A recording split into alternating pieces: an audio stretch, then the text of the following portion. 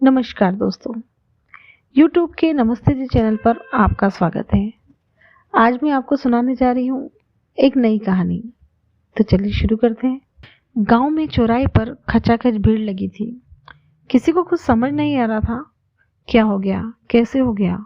कुछ लोग सहमे थे, कुछ मन ही मन चिंतित, तो कुछ लोग सोच रहे थे चलो अच्छा हुआ, भगवान का शायद यही फैसला था। और दुर्गा दुर्गा अपने घर के आंगन में चुपचाप एकटक देखे जा रही थी, अपने बेटे की लाश को, जिसका पंचनामा करने के लिए पुलिस जुटी थी। दुर्गा का छोटा बेटा और बहू एक और सहमे खड़े थे। पुलिस के सवालों से पसीने पसीने हुए जा रहे थे। पुलिस दुर्गा से भी बयान लेना चाहती थी, पर वह मौन एकटक जाने कहाँ खोई हुई थी। उसके मुंह से बोल नहीं फूट रहे थे। अतः पुलिस ने लाश का पंचनामा कर उसे पोस्टमार्टम के लिए भिजवा दिया। दुर्गा की दो बेटे थे, दुखिया और सुखिया। पति भरी जवानी में ही दो बेटों को दुर्गा के साथ छोड़कर स्वर्ग सिधार गया था। दुर्गा मेहनत मजदूरी कर बच्चों का लालन पालन करती रही। बच्चों को गांव के स्कूल में पढ़ने भेजना शुरू किया, पर यथा नाम तथा गुण। सुखिया तो पढ़ाई में होशियार था, लेकिन बड़ा बेटा दुखिया पढ़ाई में मन ही नहीं लगता था। साल 2 साल स्कूल जाने के बाद जैसे जैसे वह बड़ा होता गया, उसके दोस्तों की संख्या बढ़ती गई। वह स्कूल जाने का नाम ही नहीं लेता और आवारागर्दी करने लगा था। स्कूल मास्टर दुर्गा से शिकायत करते, पर दुर्गा की बस की बात ही नहीं रही कि वह अपने बेटे को सुधार सके। दुखिया का रास्ता बदलता गया। कई बार वह छोटी मोटी चोरी में पकड़ा भी गया। अंततः दुर्गा ने उसकी पढ़ाई भी छुड़वा दी और उसे उसके हाल पर ही छोड़ दिया। पर जैसे जैसे आंखें बंद करने से आई बाढ़ कम नहीं होती, वैसे ही दुर्गा के लिए दुखिया मुसीबत बन गया। आए दिन उसकी हरकतों के किस्से सुन सुनकर दुर्गा परेशान और दुखी रहने लगी।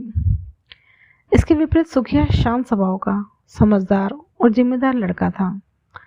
वह भी भाई को समझाने की कोशिश करता, पर सब व्यर्थ। कभी कभी दुखिया शराब के नशे में धुत गांव की गलियों में हुल्लड़बाजी करता, दोस्तों के साथ मिलकर किसी लड़की पर ताने कसता या दादागिरी करके दुकानों में अपना दोस्त जमाता। धीरे धीरे गांव वालों पर वह हावी होने लगा। लोग उससे डरने लगे और वह आतंक का पर्याय हो गया। दुखिया गांव से भी गायब रहने लगा। कहा जाता है, क्या करता आदि सब बातें दुर्गा ने अब पूछना भी बंद कर दिया। पर जब कभी आता, नशे में धुत रहता। गांव वाले उसे देखकर दरवाजा बंद कर लेते। लोग उसके रहते तक भयभीत रहते कि जाने कब किसके साथ झगड़ा बवाल कर दे। पर माँ का हृदय तो नहीं जानता। दुखी और परेशान होने के बावजूद भी दुर्गा ने अपने बेटे के लिए कभी दरवाजा बंद नहीं किया। दुखी हृदय से ही सही, वो अपने बच्चे के लिए द्वार खुला रखती, कुछ खाने को देती।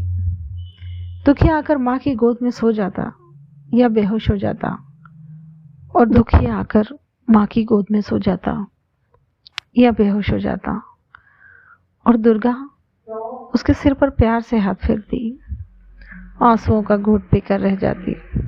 क्या यही सपना देखा था मैंने तेरे लिए? ऐसा सोचकर दुखी होती। धीरे धीरे वक्त बीतता गया, पर दुखिया के आदत व्यवहार में कोई अंतर नहीं आया।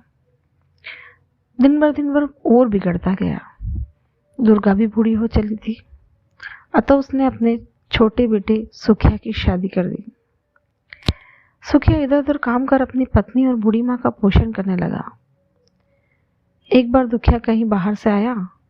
उस दिन बहुत खुश था। उसने शराब भी नहीं पी थी।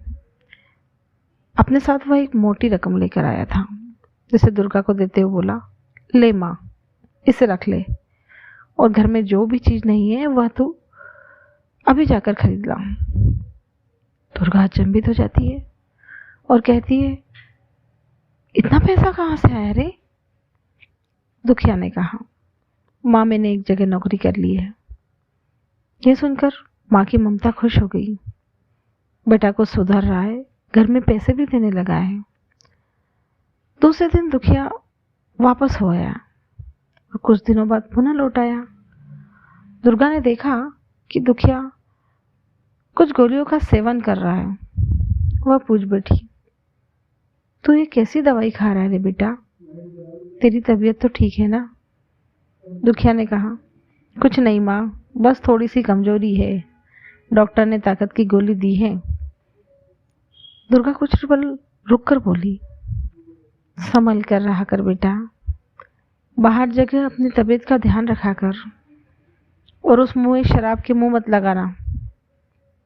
दुर्गा को क्या पता था कि दुखिया शराब तो छोड़ दिया है, पर नशीली दवाइयों का आदी हो चुका है और बूढ़ी अनपढ़ माँ को धोखा दे रहा है। अगली बार दुखिया फिर घर आया तो उसके साथ कुछ व्यक्ति थे जिन्हें दुखिया अपना सहकर्मी बता रहा था। यह रात को सोने की व्यवस्था करवाई। सुखिया उस दिन घर पे नहीं था, कहीं बाहर गया था। दुर्गा ने अपना बिस्तर बहू के साथ लगा लिया और दुखिया अपने दोस्तों के साथ दूसरे कमरे में सो गया। आधी रात होने को आई तो दुर्गा की बहू की नींद खुल गई। वह पानी पीने जैसे ही उठी तो कुछ खुसर फुसर की आवाज से उसका ध्यान आकर्षित हुआ। वह दबे कदमों से उनके कमरे की खिड़की तक आई जहां दुखिया अपने दोस्तों के साथ में था। उसने देखा वे लोग ताश की गड्डी के सामने रखकर धीरे धीरे कुछ बातें कर रहे थे। एक एक वाक्य सुनकर वह चौंक पड़ी। कोई कह रहा था, 1 सप्ताह के अंदर हमें काम हर हाल में करना होगा बुधिया, किसी भी तरह में हमें बम लगाना ही होगा, वरना बास का कहर हम पर बरसेगा। उसका जी जोरों से धक धक करने लगा। वह वैसे ही चुपचाप आकर बिस्तर पर सो गई, पर उसकी आंखों से नींद कोसों दूर थी। वह अनजानी आकांक्षा कर से बार बार कांप उठती। दूसरे दिन सही समय पर वो लोग चले तो गए, पर जब सुखिया आया तो उसकी पत्नी ने उससे सबको बातें बता दी।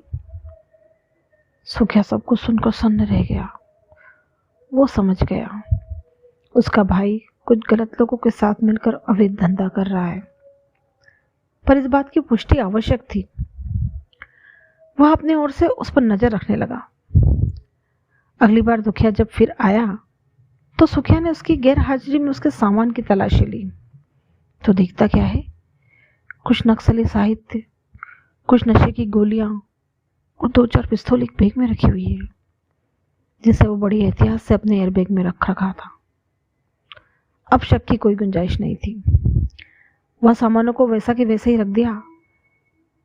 एक दिन सुखिया दुर्गा से बोला, माँ, अगर तुम्हें पता चले कि तुम्हारा बेटा नक्सली गिरोह में शामिल है या आतंकवादी हो गया तो तू क्या करेगी? दुर्गा कहने लगी, क्यों रे, तू ऐसा क्यों पूछ रहा है? कहीं दुखिया के बारे में? और वो आशंकित हो गई। नहीं माँ, मैंने तो यूं ही पूछ लिया था। सुखिया माँ की बात को टालने की कोशिश करने लगा, पर दुर्गा ने बेटे के झूठ को पकड़ लिया। अंत वह कुरद कर उसकर पूछने लगी और सुखिया को सब बताना पड़ा। सुनकर दुर्गा सुन्न रह गई। तभी इतनी मोटी रकम लाता रहा और हमें पाप की कमाई खिलाता रहा, ऐसा सोचकर वह मन मन क्रोधित होने लगी। बोली, बेटा तुम किसी से कुछ मत कहना, मैं उससे बात करूंगी। अच्छा माँ, कहते हुए सुखिया चला गया। दुर्गा जानती थी आज दुखिया आने वाला है, इसलिए जब वो रसोई में कुछ काम करने लगी, वो आज कुछ विशेष व्यंजन बनाने लगी जो दुखिया को बचपन से ही पसंद था। दुखिया सही समय पर घर पर आया। दुर्गा खुश होकर बोली, बेटा तू आ गया? हाँ माँ, केले कुछ पैसे हैं, सुखिया और बहू को दे देना, जरूरत की वस्तुएं ले आएंगे। वो तो ठीक है बेटा, चल तू पहले हाथ मुंह धो ले, खाना खा ले, आज बड़ा शुभ दिन आया है। क्यों, आज कोई विशेष बात है माँ? हाँ बेटा, आज तेरा जन्मदिन है। दुखिया कहने लगा, क्या आज मेरा जन्मदिन है? अच्छा माँ, पर तूने कभी बताया नहीं। परिस्थितियां ऐसी थी बेटा, पर अब तू बड़ा हो गया है ना, कमाने लगा है, सोचा जन्मदिन में तेरी पसंद का पकवान बना लूं। ऐसा कहते हुए दुर्गा ने खीर पूड़ी पकौड़ी सब सामान लेकर आ गई। दुखिया हाथ मुंह धोकर गोली खाकर भोजन करने बैठ गया। दुखिया मन मगन होकर खाने लगा। खाना खाकर दुखिया दुर्गा की गोदी में सिर रखकर सो गया। उसे थोड़ी देर में नींद आ गई। दुर्गा उसके बालों को सहलाती रही। उसके आंसू टप टप बह रहे थे। आज उसने सचमुच एक माँ का फर्ज अदा कर दिया। दुखिया सो गया था हमेशा के लिए। बाद में पुलिस छानबीन में पता लगा कि दुखिया नक्सलवादी संगठन में शामिल हो गया था और नशीली दवाइयों का धंधा भी करता था। उस दिन दुर्गा माँ काली मूर्ति के आगे सिर झुकाकर दीप जलाकर प्रार्थना कर रही थी। माँ, मुझे क्षमा करना। अपने ही घर का चिराग बुझाया है मैंने, ताकि हजारों घरों के चिराग जलमलाते रहे। माँ, उसकी आत्मा को शांति देना। और वो फूट फूट कर रो पड़ी। धन्यवाद दोस्तों, फिर मिलते हैं एक नई कहानी के साथ। अगर आपको मेरी कहानी पसंद आई हो तो लाइक शेयर और मेरे चैनल नमस्ते जी को सब्सक्राइब जरूर करें।